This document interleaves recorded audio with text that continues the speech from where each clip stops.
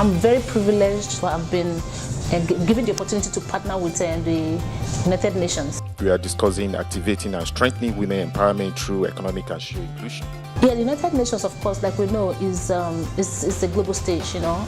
In Nigeria, our government has sought to address above-mentioned challenges by creating conducive atmosphere for women to thrive. We have to find a way to make sure that the commitment become reality if we really are serious about elevating poverty in Africa. My wife is a woman. My sister is a woman. My daughter is a woman. I am surrounded by so many women. I fail to ignore their plight.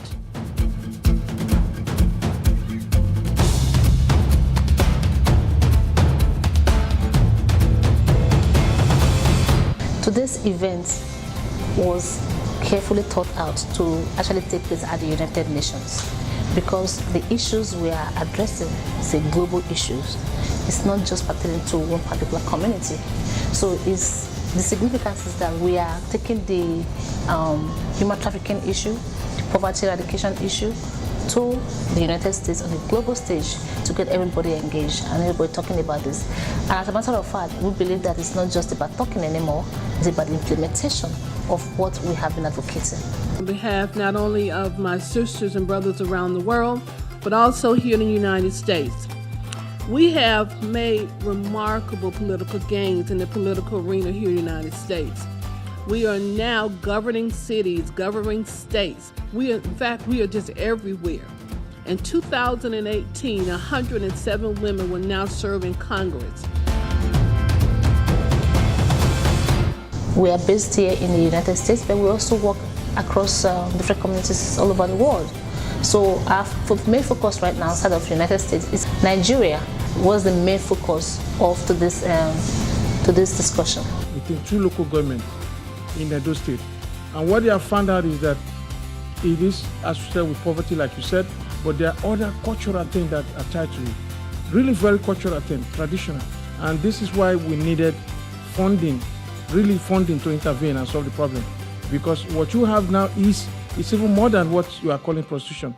The report that just came out last month from the state government indicated that men, the father, are even pregnating their girls. And that's very dangerous. The challenges are daunting, and that is why it gives me great pleasure, to support the incredible work that my dear sister, Dr. Queen Blessing Itua, as she steps forward with the global empowerment movement to bring us over here so that we can actually discuss and actually put together a strategy that we can actually work on from this point on. When women are trafficked, and I know you mentioned Nigeria primarily where they're coming from and sent to other countries, they are arrested in record numbers and they are charged with prostitution. Because once you are victimized with human trafficking, which is just globally all over the world and just really hitting this country in record numbers, primarily Atlanta, Texas, we talked about other places, no one is really advocating for these women. When you come out even of the system, you are asked three things on any application. One is, have you ever been arrested? Absolutely.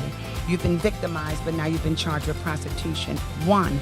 The second thing was, have you ever been convicted? You will say anything to get out of the criminal justice system in this country, including losing all of your rights, including the right to vote. Three, was it a felony? Absolutely. You are now non-employable in this country.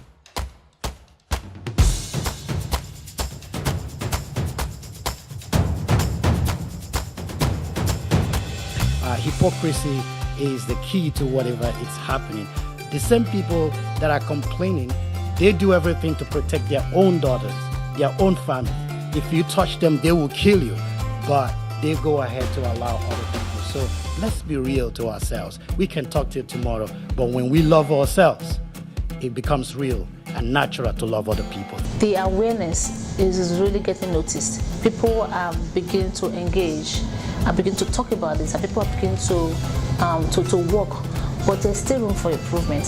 I communicate with the NAPTIP, for example, Dame Julie. She's doing an amazing work.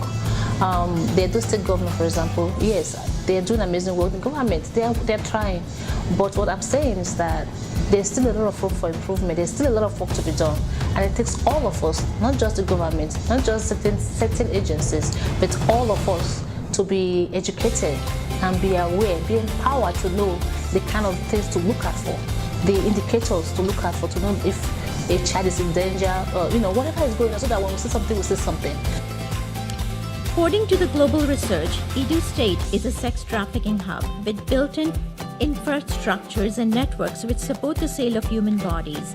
An astounding 94% of all Nigerian women being trafficked to Europe for prostitution hail from Edo State, with Italy being the #1 destination country to deliver these human bodies. Poverty remains the #1 factor rendering women and girls vulnerable to sex trafficking. Following the United Nations Human Rights Office of the High Commission in its Resolution 2064, the Commission identified key attributes of good governance as follows, and I quote: transparency, responsibility, accountability, participation, responsiveness to the need of the people. But unfortunately, this is a challenge and a dilemma to some of our African nations. As a Queen Mother, I've sort of like been around this UN for about 50 years, thanks to Nigeria and thanks to Tanzania for making that a reality.